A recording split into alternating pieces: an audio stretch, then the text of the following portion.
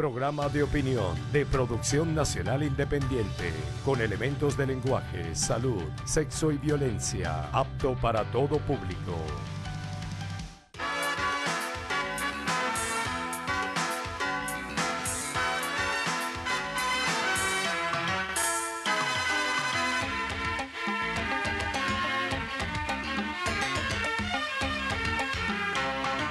Amigas y amigos, las direcciones políticas del país, incluyo en las consideraciones que haré en este comentario, a organismos gremiales y empresariales, están en las actuales circunstancias en la obligación indeclinable de cumplir con lo que han estado planteando, antes y después de una fecha emblemática como es el pasado 30 de julio.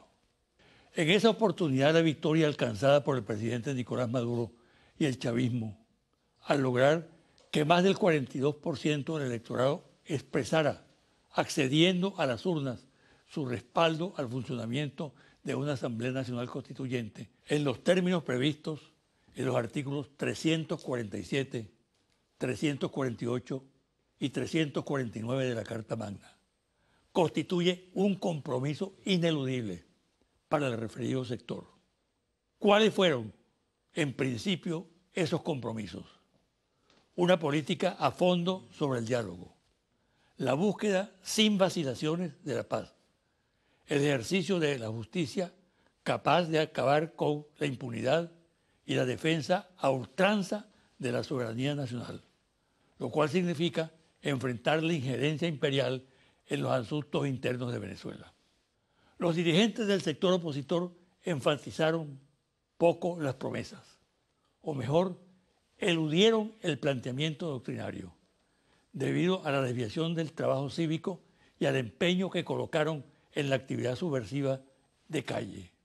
Sin embargo, hay que señalar que una consecuencia inmediata de lo que ocurrió el 30 de julio, del apoyo masivo de los ciudadanos al tema constituyente, la dirigencia opositora anunció su disposición a participar en el proceso electoral regional del 10 de diciembre de este año.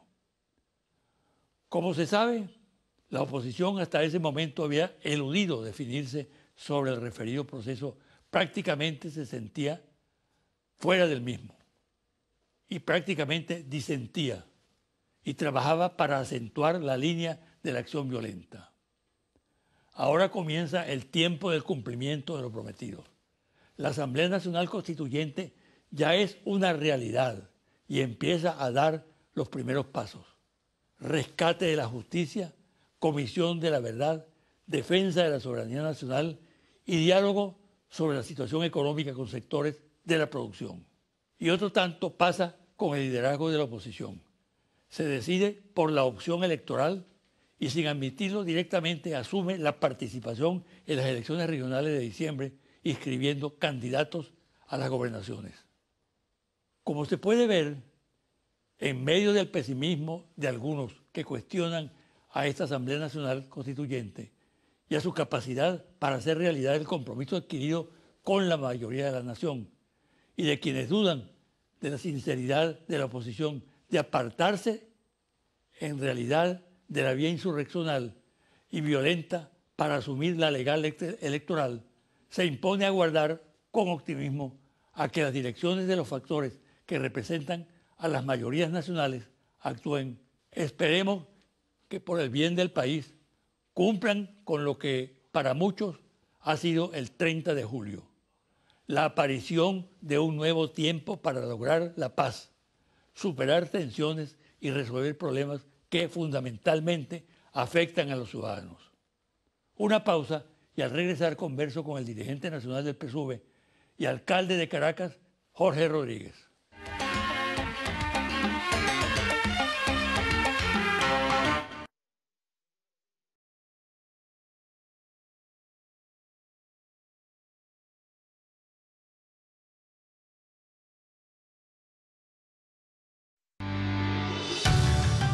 Estás viendo José Vicente Hoy.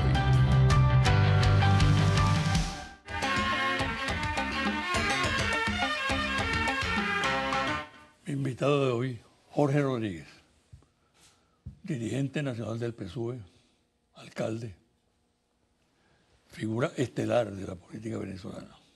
Gracias, José Vicente. Bienvenido, Jorge. Gracias por invitarme. Tu lectura del 30 de julio.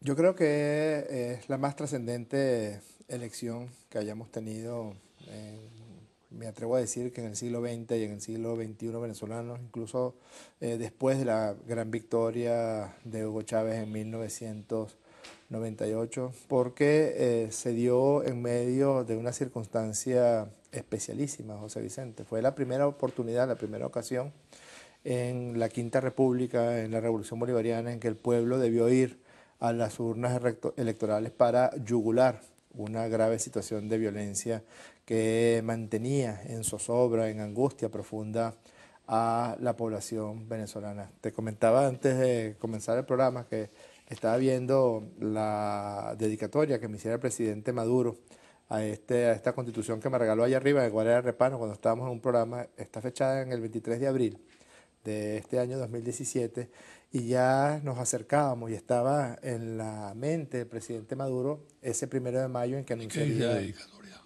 La dedicatoria dice: con lealtad indestructible hacia el poder originario, y lleva la firma del presidente, y es evidente que ya estaba acariciando la idea de convocar a la Asamblea Nacional Constituyente como un mecanismo profundo de diálogo. Veníamos de un proceso de una gran irascibilidad, de una gran virulencia en el discurso opositor durante todo el año 2016. Fíjate que hay como dos lecturas. Si uno lee cómo ellos actuaron después de su circunstancial victoria electoral en las parlamentarias del 2015, actuaron para generar violencia, actuaron para generar zozobra, en modo alguno respetaron la voluntad de quienes votaron por ellos. Por el contrario, ellos, te recuerdas esas ruedas de prensa llenas de odio, donde decían en 6 meses derrocamos al gobierno, a Maduro le queda muy poco, la grosería de Ramos Alub cuando Maduro se presentó ante esa Asamblea Nacional para presentar su informe a la Nación, los intentos de acabar con las misiones, con la gran misión vivienda, con la misión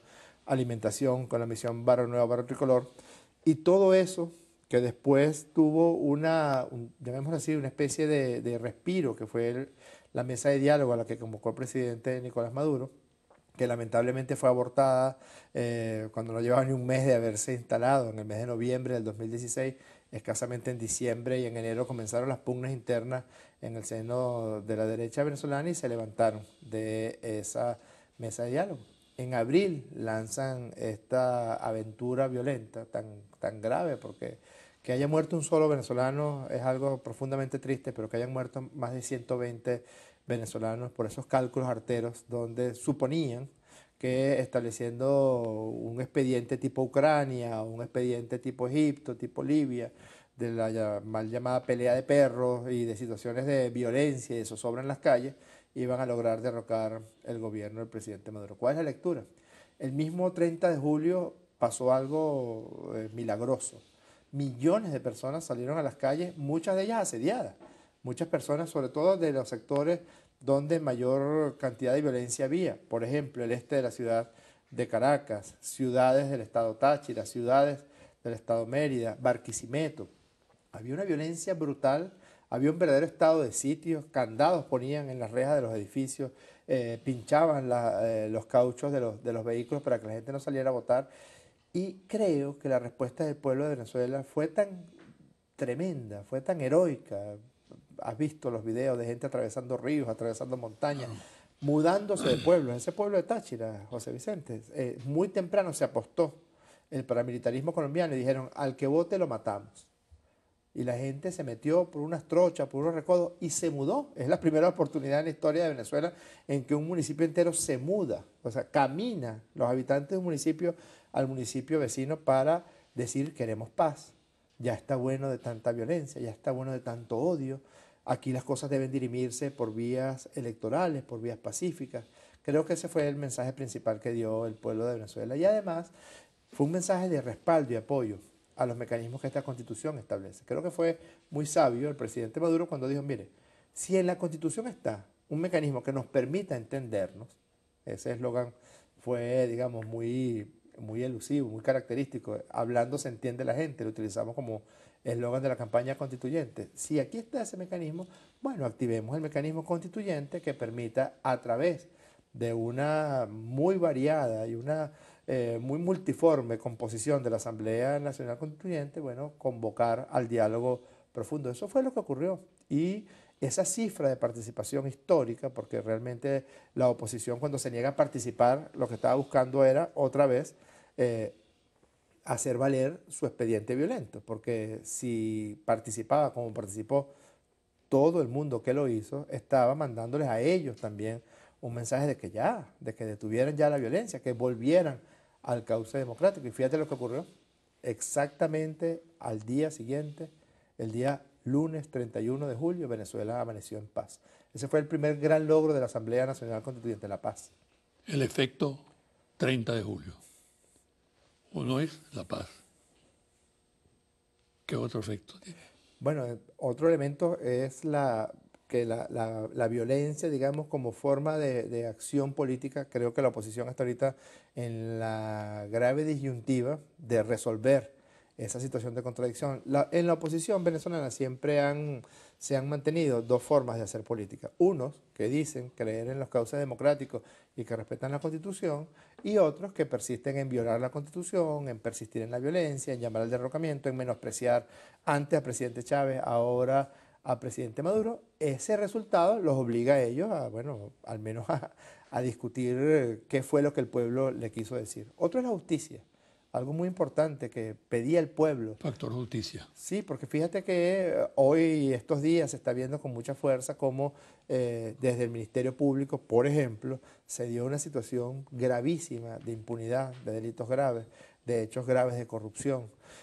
Muchos de los asesinados, es una cosa realmente repulsiva, que muchas de las personas que fueron asesinadas durante toda la violencia, desde abril hasta el mismo domingo 30 de julio, se puede picar así en dos.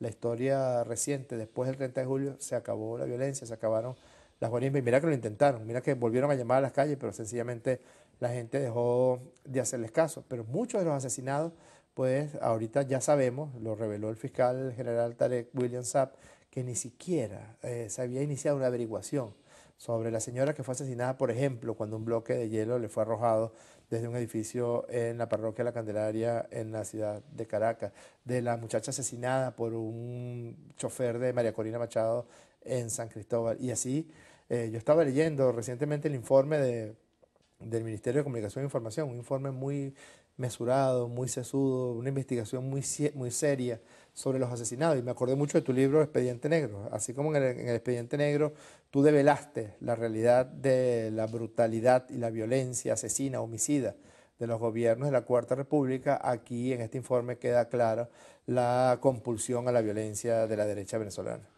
Ahora, Jorge, tú que eres un analista profundo, ¿qué motivó realmente esa reacción del pueblo venezolano el 30 de julio?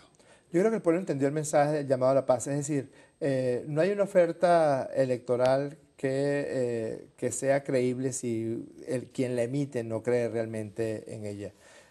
Yo me atrevo a señalar por la cercanía de esos días con el presidente Nicolás Maduro, esos días relacionados con el diálogo, la angustia, la desesperación que él sentía porque era imposible sentar a la dirigencia de la MUD y a la dirigencia de la derecha venezolana en un proceso de diálogo fecundo, a pesar de que avanzamos muchísimo. Ya toda Venezuela sabe que los días previos, incluso lo revela el expresidente José Luis Rodríguez Zapatero en una nota de prensa que, por cierto, fue emitida el día antes de las elecciones constituyentes. Hasta el día antes estuvimos sentados con la oposición ¿Quién saboteó venezolana. eso en ese momento? Es que eso yo no lo sabía, de eso me enteré en este último proceso de diálogo que se dio. Había, no sé si todavía persiste, en el seno de los grupos dirigentes de la derecha, como una especie de veto, así como en Naciones Unidas, Estados Unidos y Rusia pueden vetar decisiones de la gran mayoría de los países, una cosa profundamente antidemocrática. Eso también ocurrió aquí. En esta oportunidad fue Capriles Radonsky quien impidió que avanzáramos con un acuerdo previo al 30 de julio, que además ya iba a ser refrendado por el pueblo de Venezuela, como en efecto ocurrió. En efecto, ese mensaje que envió de manera muy poderosa el presidente Nicolás Maduro a las mujeres de Venezuela, a los jóvenes de Venezuela, a nuestras pensionadas y pensionados, a nuestras personas a las personas con discapacidad, decirles construyamos entre todos la paz, pues recibió, mire, el apoyo de más de 8 millones de votantes. ¿Y dónde estuvo el error de la derecha y de la oposición? En no participar en primer lugar, Exacto. porque hay un elemento fundamental. Si tú te dices democrático, tú tienes que participar. No, si te dices que eres mayoría electoral, estás más comprometido Así es, todavía. yo creo que ellos empezaron a darse cuenta. Yo creo que ellos, recuerda que la violencia arrancó en abril y el presidente Maduro convoca el 1 de mayo. Luego pasaron unas semanas. Empezaron a dudar de los resultados de diciembre. Claro, no, en las se presidenciales. se dieron cuenta, así como en el 2005, no sé si te recuerdas, ellos se retiraron de Sí. la elección parlamentaria porque evidentemente iban a recibir una paliza electoral.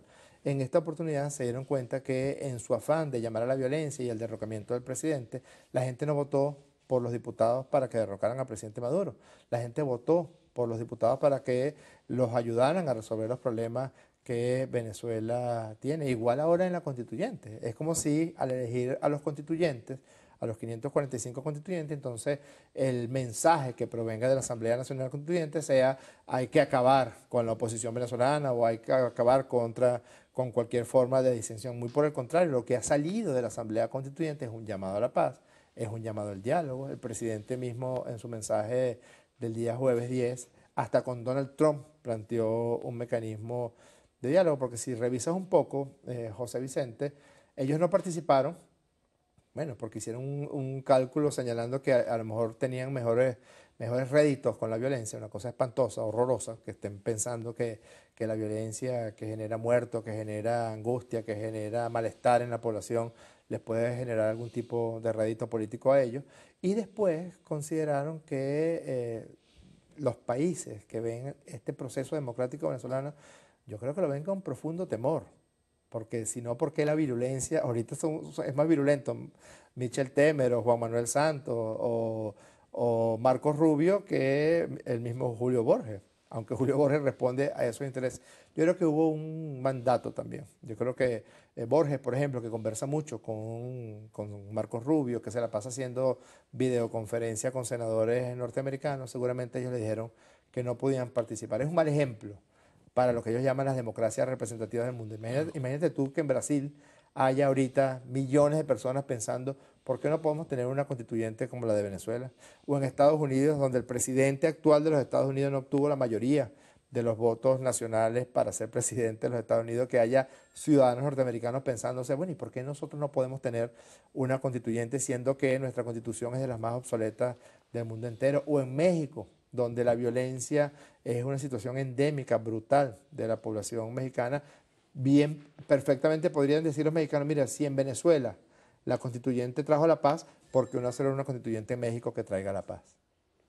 Vamos a hacer una pausa ¿Cómo no? y vamos a tratar, a regresar de esa pausa, algo que ha llamado la atención en el país. La oposición, como consecuencia de lo que ocurrió el 30 de julio, ahora retorna a la vía electoral. ¿No? Bueno, bastante maltrecha, ¿no? Bastante Maltrecha, picada, todo, ¿no? como no, pero retorna en todo caso. Al extremo de que ya hay divergencias internas muy fuertes con motivo de eso. ¿No? Es decir, el salto de la vía armada, violenta, guarimbera, a la vía electoral. Correcto. Trataremos ese punto. ¿Cómo no?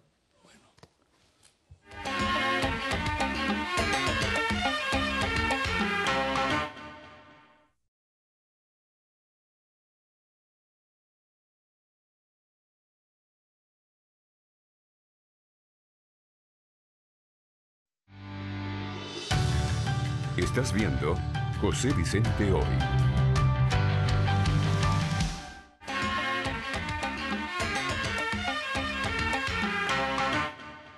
Jorge, ¿por qué la oposición salta Bueno, de la vía insurreccional y guarimbera a la vía electoral?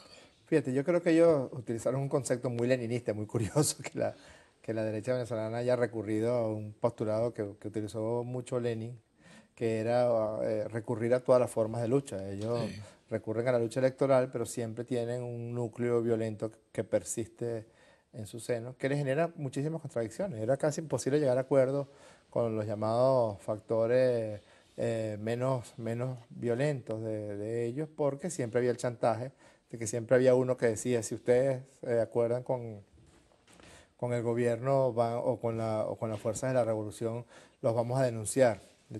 Hay una frase que le escuché a uno de ellos, a uno de los dirigentes de la oposición venezolana, que decía, es que ellos le tienen más miedo al Twitter que le tienen más miedo al Twitter que a ir preso, decía uno de ellos mismos. Ese es el chantaje tremendo. Además son verdaderos laboratorios de guerra psicológica, son verdaderos laboratorios de manipulación muy bien pagados desde Miami. Ahorita nosotros estamos convencidos, por ejemplo, de que Twitter juega a favor y no es que juega a favor de la oposición venezolana, me refiero a Twitter Venezuela, juega a favor de las posturas más extremas de la derecha venezolana. Entonces ellos siempre persistían y como pegado por saliva del oro, por decirlo con ese refrán tan conocido, persistían siempre todas las formas de lucha. Ahorita están en una profunda crisis porque hay un mensaje. Más de 1 millón de opositores votaron el pasado 30 de julio. Es obvio que gente salió de municipios como Latillo, como Chacao, como Baruta, caminando por la autopista. Esa marcha del 1 millón de personas que El fenómeno poliedro. Así es, que se fueron al poliedro por cientos de miles y esperaron largas horas para sufragar. ¿Por qué estaban votando? Estaban votando porque querían la paz y la oferta de paz que la constituyente les proporcionaba. Yo aspiro, ojalá tengo... Ahora, ¿qué motiva ese cambio? ¿Un sincero propósito de reincorporarse a la lucha cívica? Es que si no atienden el resultado del 30 de julio... Que no tienen salida, pues. Si no atienden a lo que el pueblo les dijo el 30 de julio, bueno, están condenados a desaparecer. Y lo digo con preocupación. Venezuela necesita de una verdadera oposición, una oposición que contraponga los dos proyectos. Nosotros no aspiramos a que todo el mundo piense como nosotros, muy por el contrario. Las oposiciones son necesarias y sobre todo porque nosotros creemos no solamente en la validez del proyecto chavista, sino en los resultados que ha obtenido, independientemente de las graves dificultades que hemos venido enfrentando, sobre todo estos años 2015, 2016. En el 2017, cuando empezábamos a recuperarnos con mucha fuerza de las dificultades económicas, soltaron la violencia homicida de abril del 2017. No les queda otra opción que, haciendo acto de contrición, volver a la vía electoral y democrática. Si no, bueno, aparecerá una oposición verdaderamente democrática. Uno podría preguntarse ahora, ¿dónde está Carlos Ortega, que llamaba al derrocamiento del presidente Chávez en el 2002? ¿Dónde está Enrique Mendoza, que llamaba al derrocamiento del presidente Chávez en el 2003 y en el 2004? Otro tanto va a ocurrir con Freddy Guevara, otro tanto va a ocurrir con todos los que llamaron a la violencia en los días de abril a julio del 2017. El Consejo Nacional Electoral creo que es uno de los beneficiados con esta situación. Se reivindica prácticamente. Claro. Lo reivindica el país. Así es. ¿No? Ahora, toda la porquería que se dijo sobre el Consejo Nacional Electoral, sobre sus integrantes, se desploma. Bueno, van a tener que tragarse esas palabras, José Vicente, y pasarlo con un buen trago de ácido muriático, porque ¿cómo van a hacer con todo lo que dijeron que era fraudulento, que no iba a votar nadie? Yo veía uno de estos encuestólogos, que es una de las cosas que también es negativa en Venezuela. A veces los periodistas no hacen periodismo, sino que hacen opinión, y opinión política. Y estos señores que hacen encuestas dejan de ser encuestólogos o dejan de, en todo caso, apreciar de manera objetiva la realidad y empiezan a hablar de sus deseos y de sus preferencias políticas, que era imposible que participara tanta gente. Los convenció a ellos. Yo sé de una reunión donde él empezó a manejar unas matrices y unos globos y una cosa de colores y le dijo, es imposible que participen más de 2.300.000 personas. Nosotros teníamos la percepción de que podíamos tener una participación buena, pero el 16 de julio, cuando se dio el simulacro, se dio una situación tal, cualitativa y cuantitativa, de presencia en las personas, en algo que usualmente no convoca a casi nadie, porque es un simulacro más técnico para ver el despliegue, el funcionamiento de las máquinas, la logística, etcétera. Pero el pueblo de Venezuela convirtió ese simulacro en un acto político, en un mensaje.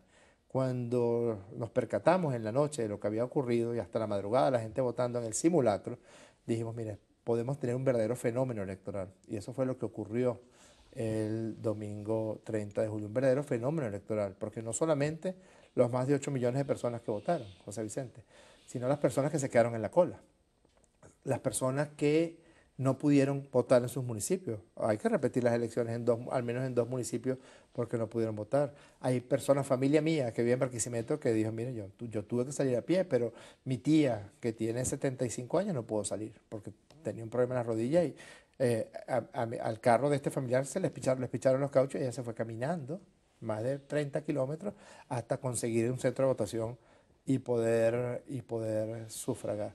Es que llegaron a tales extremos de horror, donde por primera vez se hace evidente que desprecian hasta el color de la piel de los venezolanos, que el color de la piel se convirtió en un peligro para la seguridad de una persona que transcurriera por el este de Caracas. Por primera vez ocurre en Venezuela eso. Claro, o por lo menos por primera vez, Herrera Luque decía mucho, el racismo en Venezuela existe, pero es solapado. Aquí no, aquí se presentó ya como verdaderos delitos de odio, delitos raciales. La constituyente tiene que actuar de manera muy... Sí, había como cierta prudencia del venezolano. Así es. Entonces, sí, había cierta prudencia, porque como somos una mezcla tal, pero aquí se impuso el mensaje del sur de los Estados Unidos en comienzo del siglo XX, se impuso la supremacía blanca que proponía quemar a personas por su color de piel o porque tenían una franela roja. El fascismo.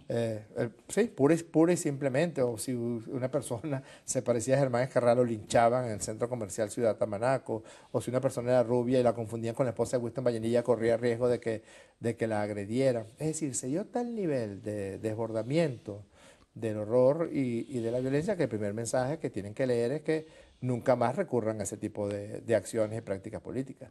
Por otro, un mensaje de respaldo al presidente Maduro, porque es obvio que Maduro viene hablando y llamando desde enero del 2016, desde antes, pero digamos que en esta reciente época, desde enero del 2016, a un diálogo constructivo con la oposición venezolana. Y que la subestimación no paga. Para nosotros es muy bueno que sigan subestimando a Maduro, porque también tiene que ver con esa connotación racista, ¿no? Como todos ellos estudiaron en Harvard, por cierto, unos cursitos de 8 meses, 9 meses, que desde que te inscribes ya estás graduado. Pero como ellos estudiaron en Harvard y Maduro es chofer de autobús, entonces creían que podían arroparlo, que podían arrollarlo. Y bueno, el chofer de autobús les acaba de dar una lección de democracia, de apego a las normas pacíficas de la sociedad en general. Les acaba de dar una lección de política, porque la oposición, bueno, yo no estoy aquí para darles consejos a ellos, pero siempre pone todos los huevos en la misma canasta. Chávez nos enseñó a nosotros a jugar con 2, 3 y hasta 4 tableros, y Maduro acaba de hacerse una simultánea de la que hacía Bobby Fischer en Central Park, en Nueva York. Caso Smartmatic. Sí, desde hace algún tiempo el Consejo Nacional Electoral venía buscando el mecanismo para independizar las elecciones venezolanas. Smartmatic, que nació siendo una empresa venezolana, dejó de serlo, se convirtió en una empresa transnacional, donde los verdaderos dueños son personas muy alineadas, no son venezolanos, y son personas muy alineadas con la administración de Donald Trump y con, digamos, los centros de poder en el mundo entero. Creo que los obligaron a cometer ese grave desliz que cometieron. La declaración del directivo Sí, Mujica, ¿no? y que en última instancia no tiene ninguna posibilidad de comprobarse su veracidad, porque ese sistema electoral, justamente, como bien lo habían dicho... Pero tiene un efecto mediático. Sí, pero ni siquiera lo tuvo en el pueblo de Venezuela, porque el pueblo de Venezuela... Aquí se sabe lo que pasa, José Vicente. Ellos mismos dicen, la misma oposición reconoce que fue una gran cantidad de personas que no se esperaban. Por ejemplo, Julio Borges dice que fueron 1.300.000 personas. Nadie le cree eso. Un supuesto exit poll que manejaba una agencia de noticias muy acérrima, opositora al gobierno del presidente Maduro, porque aquí hay cosas como que Reuters se permite ser, o CNN en español, el diario El País, o ABC, son como los puntales de la oposición en Venezuela. Hablaba de 3,5 millones de votos. Este señor de Smartmatic dice que fueron 7.500.000 votos. O sea, ¿Cuál es la verdad? La verdad es la que reveló el Consejo Nacional Electoral. Ellos hicieron una patraña el mismo 16 de julio. Yo sé cuánta gente participó allí, reconocido por ellos mismos. Participaron 1.300.000, 1.350.000 personas. Dijeron que habían participado 7,5 millones. Hubieran podido haber dicho, José Vicente, que participaron 400 millones de personas y 3 extraterrestres. Y es imposible de corroborar porque ya quemaron los cuadernos, quemaron las planillas. Los canguros eso no tiene ningún tipo canguros de Australia. Eso no tiene ningún tipo de rigurosidad. En efecto, votaron brasileños, votaron norteamericanos, votaron europeos. En este caso ya el Consejo Nacional Electoral culminó, está en proceso de culminar las auditorías postelectorales y bueno, el resultado es exactamente como ha sido en los anteriores eventos electorales, incluido el evento electoral en que ellos resultaron triunfadores en la parlamentaria del 2015, que el sistema electoral venezolano es de los más seguros del mundo entero. La perspectiva de la elección de gobernadores. Nosotros ya estamos listos, ya tenemos nuestros 23 gallos en pelea, tenemos candidatos que representan la juventud, que representan la fuerza, que representan la voluntad de transformar cosas tan graves como lo que está ocurriendo en el estado de Miranda. Yo creo que no debe haber un gobernador peor en su ejercicio como gobernador que el gobernador actual de Miranda. Estoy seguro que Héctor Rodríguez va a resultar victorioso como gobernador del estado Miranda. Estoy seguro que Marcos Torres va a resultar victorioso como gobernador del estado de Aragua. Estoy seguro que Carmen Meléndez va a resultar triunfadora como gobernadora del estado de Lara. Y por cierto, de chisme y todo, hay 2 candidatos de la derecha, hasta ahora 2 en el estado Lara. Henry Falcón, que tiene aspiraciones presidenciales, y Luis Florido. Yo no veo cómo van a poder ponerse de acuerdo. Yo no tengo duda que vamos a triunfar en los estados llaneros de Venezuela. No tengo dudas de que Aristóbulo Isturi volverá a triunfar en el estado Anzoátegui, que Edwin Rojas va a triunfar en el estado Sucre. Nosotros vamos a la pelea, a la lucha sin triunfalismo y vamos a la búsqueda de una gran victoria, que además sea el corolario de este llamado a la paz que significó la constituyente en Venezuela. Las elecciones concitan paz, concitan alejamiento de los expedientes violentos por parte de la oposición. Acuérdate cómo en el 2004, cuando venían desde el golpe del 2002, de forma persistente, recurriendo a vías extraconstitucionales para hacerse con el poder, el referendo del 15 de agosto del 2004 los detuvo. Y tuvimos un periodo importante, largo, de paz ciudadana. Y ahora, lo que detuvo la violencia atroz de abril hasta julio fue la constituyente. Yo creo que una elección donde la oposición participe con sus candidatos va a ser como el cierre, el corolario de este proceso de paz. Está garantizada, Jorge, la estabilidad institucional. Sí, absolutamente. Y creo que la constituyente viene a fortalecer las instituciones que esta constitución nos dio en 1999. Fíjate que el presidente señala, mi proyecto constitucional es la constitución del 99, para que pueda ser mejorada, para que pueda ser adaptada a los nuevos tiempos, a las nuevas realidades. Hay algunos estudiosos que señalan que las constituciones, leí un trabajo de Naciones Unidas, que las constituciones deben revisarse cada 19 años. Justamente han pasado casi 19 años desde el 99 hasta el 2017, es decir, que es un buen momento. Es un buen ejemplo también para ver si Estados Unidos de algún modo moderniza la anacrónica constitución bajo la que se rigen. ¿Te preocupa a ti? Y supuestamente que tu hermana, que ha hecho tanto en ese frente, la conjura internacional que hay contra el país. Bueno, creo que esa conjura internacional es una consecuencia directa del proceso democrático que vive Venezuela. Debemos ser un muy mal ejemplo para Michel Temer o para Juan Manuel Santos o para Peña Nieto.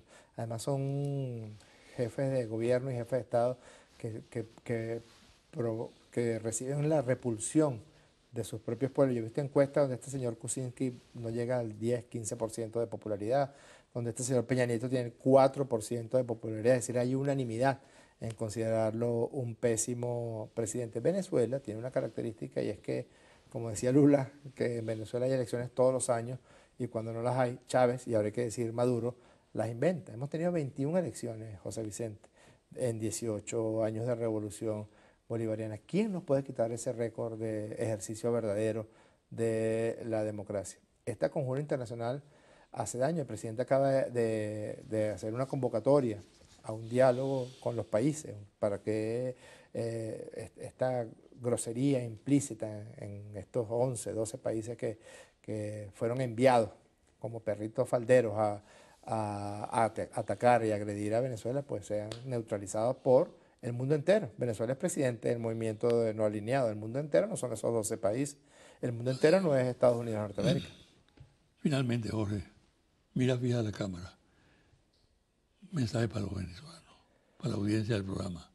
Yo creo que por primera vez voy a asimilar el mensaje que mandó el pueblo de Venezuela a nosotros los políticos. Nos dijeron, queremos paz, queremos que los asuntos de los venezolanos los dirimamos entre los venezolanos.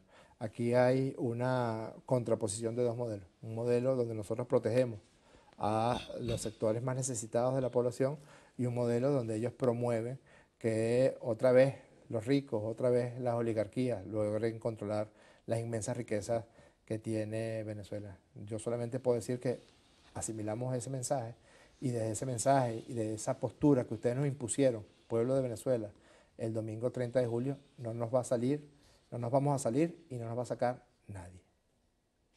Muchas gracias, pues. Gracias, José Vicente. Y mucha suerte. Gracias. Una pausa y al regresar, los confidenciales.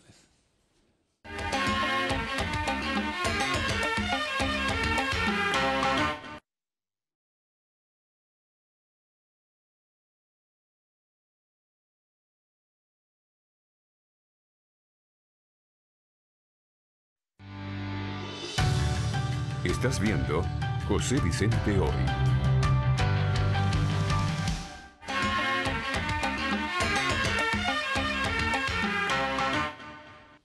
Y ahora, los confidenciales. La cúpula de la Iglesia Católica Venezolana parece, cada día que pasa, más alineada con la oposición. Prácticamente es el partido más fuerte dentro de la MUD. Sus voceros asumen la representación de la oposición en cuanto cuestionamiento al gobierno surge. Facilita, por ejemplo, las instalaciones de la Universidad Católica Andrés Bello para auspiciar eventos por parte de los sectores más radicales de la oposición y guarda un discreto silencio ante la decisión de los partidos que integran la MUD de participar en las elecciones regionales de diciembre. Particularmente, sus dos cardenales, Urosa y Porras, han influido para que la actitud conciliadora del Papa Francisco baje de tono. Su poder es tal dentro del Secretariado del Vaticano que logran, mediante presiones indebidas, que obispos y sacerdotes críticos de la posición oficial de la Conferencia Episcopal Venezolana se cuiden de declarar y sean objeto de traslados imprevistos. Según confidencias de personalidades que visitan a Leopoldo López en su casa, este señala que mantiene una posición dura conjuntamente con María Corina Machado y de rechazo a cualquier tipo de diálogo con el chavismo. Una interpretación de esta actitud del dirigente de Voluntad Popular tiene que ver con el rechazo en su sector a la medida del Tribunal Supremo considerada como una concesión en la MUD. Esta posición causa problemas porque es vista con aprehensión por Primera Justicia, Acción Democrática y Un Nuevo Tiempo. Los expresidentes norteamericanos la pasan muy bien. Tienen acceso a muchos recursos y privilegios. Uno de ellos, las conferencias que dictan por las que reciben buena paga. El expresidente Barack Obama no es diferente en su comportamiento. Constantemente se desplaza por regiones muy turísticas del mundo. Pasea, por ejemplo, en lujosos yates de millonarios y acepta dictar charlas canceladas con fondos de inversiones. Por una conferencia sobre fondos de salud, por ejemplo, cobra $400,000. Señalan algunos analistas, se trata de la mercantilización del prestigio. Las investigaciones que adelantan organismos de inteligencia del país sobre el excomisario Oscar Pérez, el hombre del helicóptero, en la actualidad clandestino, que constantemente anuncia acciones violentas, revelan que el personaje está vinculado al Mossad, poderoso organismo policial y de seguridad del Estado de Israel. Incluso existen fotografías de Oscar Pérez con funcionarios del Mossad realizando maniobras de entrenamiento. Aparentemente insólito, pero históricamente explicable lo que sucede con nuestro vecino Colombia. Este tradicionalmente ha montado celadas a Venezuela a través de dos partidos de la oligarquía que se reparten el poder, liberales y conservadores.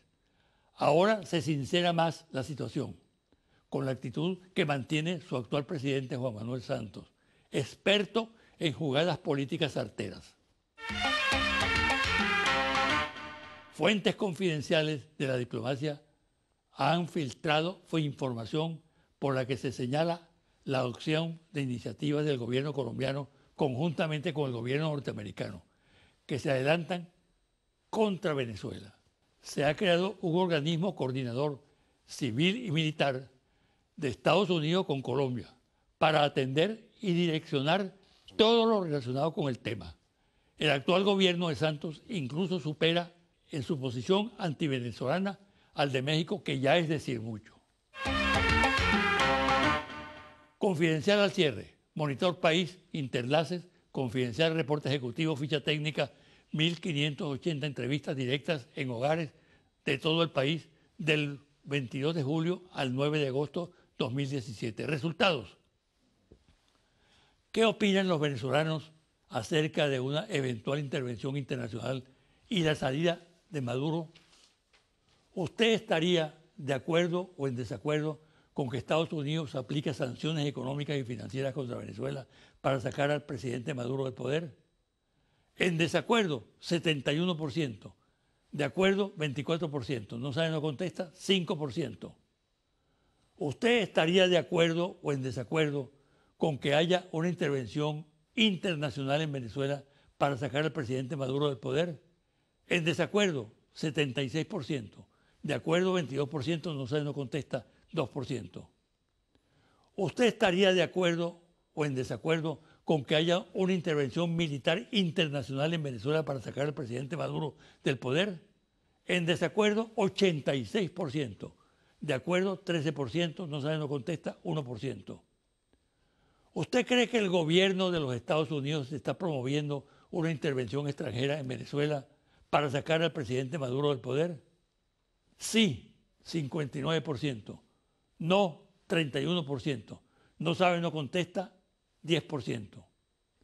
Hay sectores que exigen la salida ya del presidente Maduro del poder, mientras otros plantean que se debe esperar las elecciones presidenciales en el 2018, cuando el presidente Maduro haya cumplido todo su mandato.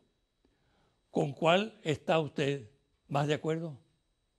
Elecciones 2018, 67%. Salida ya, 32%. No sabe, no contesta, 1%. ¿Qué preferiría usted que el gobierno del presidente Maduro tome medidas efectivas y resuelva, aunque sea en parte, los problemas económicos del país? ¿O prefiere que venga un gobierno de oposición? Que Maduro resuelva, 66%. Que venga la oposición, 30%. No sabe, no contesta, 4%. Hasta aquí el programa de hoy. Me despido hasta el próximo domingo a las 9 de la mañana por este su canal Televen.